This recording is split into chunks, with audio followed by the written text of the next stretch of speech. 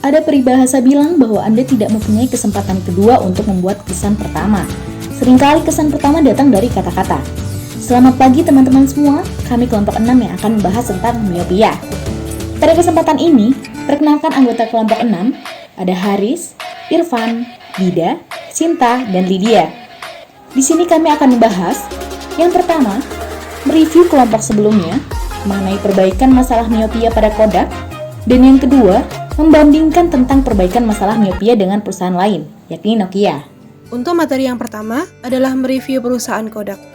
Seperti yang telah dijelaskan kelompok sebelumnya, Kodak terlalu terlena karena telah merajai industri alat fotografi dan menjadi perusahaan tua yang sudah berdiri sejak lama.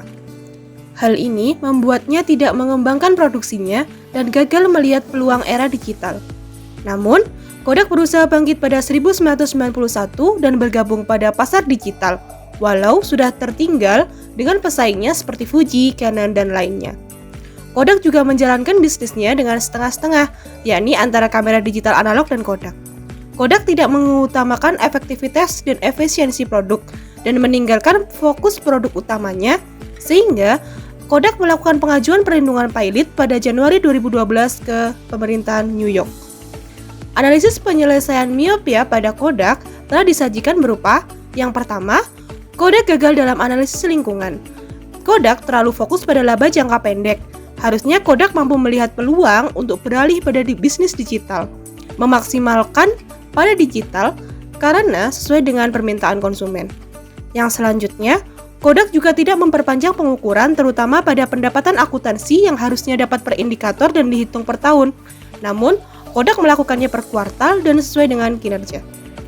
Yang selanjutnya, perusahaan tidak melakukan perubahan pengukuran dan untuk pengukuran melakukan pengukuran kapitalisasi dan umur aset tetap. Yang terakhir, pada rangkaian pendorong nilai, seharusnya pemegang saham terfokus untuk menggunakan pengukuran balance scorecard. Namun, itu tidak dilakukan pada perusahaan Kodak. Sedangkan kami di sini membandingkan dengan perusahaan Nokia. Nokia adalah sebuah perusahaan telekomunikasi, teknologi informasi dan elektronik konsumen multinasional asal Finlandia yang didirikan pada tahun 1865. Nokia telah lama menjadi pemimpin di pasar telepon seluler dan memiliki jangkauan yang luar biasa dan basis pelanggan yang sangat besar. Nokia juga telah berhasil menciptakan hambatan masuk yang signifikan untuk pesaing pasarnya. Namun, Nokia melakukan kesalahan besar dan bangkrut karena sangat rasis dan puas dengan pencapaiannya dan tidak membayangkan persaingan, inovasi radikal dan teknologi canggih yang akan datang, yang tentu saja berpotensi untuk menurunkan nama merek Nokia. Ini adalah salah satu alasan utama mengapa Nokia kehilangan pangsa pasarnya. Sama seperti Kodak, Nokia tidak berfokus pada bisnis utamanya, yakni telepon seluler. Nokia melihat potensi dalam ponsel pada tahun 1992 dengan mobile digital. Nokia masuk dengan handset bergerak ditujukan untuk pengguna ponsel baru. Kegagalan fokus bisnis pada Nokia ini semakin mengecilkan peluang Nokia Mobile Phone untuk menyelamatkan perusahaan. Selain itu, sebagai pemimpin pasar selama lebih dari 1 dekade, Nokia tidak benar-benar merencanakan masa depan karena kelihatannya sedikit puas dengan produknya. Ketika Apple meluncurkan iPhone pada tahun 2007, ponsel sentuh pertama, Nokia menggunakan E-series ketika definisi smartphone telah mengalami perubahan yang luar biasa. Itu paling tidak diharapkan dari pionir di pasar smartphone. Dan ini menunjukkan indikasi miopia yang terjadi pada Nokia, yaitu terlalu fokus pada jangka pendek. Beberapa strategi tindakan perbaikan yang dilakukan Nokia untuk bangkit dari miopia adalah: yang pertama, mengurangi tekanan terhadap laba jangka pendek. Kini Nokia lebih menekankan pada indikator jangka panjangnya, yaitu pangsa pasar atau terobosan teknis yang dilakukan Nokia, seperti smartphone Nokia hadir dengan harga yang cukup menarik. Nampak Nokia sedikit menurunkan gengsinya untuk bersaing dengan smartphone Cina. Jadi tidak seperti sebelumnya, Nokia yang dikenal dengan harga yang mahal bisa bersaing dengan smartphone Cina dari segi harga agar mendapat terobosan untuk pangsa pasar Nokia ke depannya. Kemudian Nokia juga kembali ke pasar penting.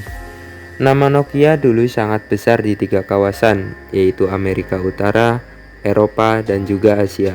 Kini Nokia butuh kembali ke pasar tersebut karena di sanalah penjualan smartphone terbesar.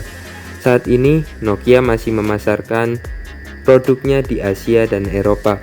Namun, Nokia sedang bersiap untuk kembali ke pasar Amerika Utara, karena di sanalah banyak fans berat Nokia, ditambah belum banyaknya smartphone Cina yang mendominasi pasar Amerika Utara. Selanjutnya, pengendalian investasi dengan kajian pratindakan, perpanjangan waktu pengukuran, dan pengukuran nilai secara langsung. Selama tahun 2012, Nokia melakukan investasi besar-besaran dalam bisnis perangkat selulernya yang terbesar, atau mengubah dirinya sendiri.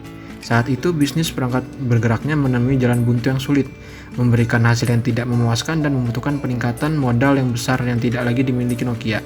Ketika Microsoft menyatakan minatnya untuk mengambil alih bisnis perangkat Nokia, Chairman Nokia Risto Silasma mengambil inisiatif. Selama 6 bulan, dia dan timnya eksekutifnya mempelajari dan mengevaluasi beberapa alternatif, dan membuat kesepakatan yang secara radikal mengubah lintasan bisnisnya.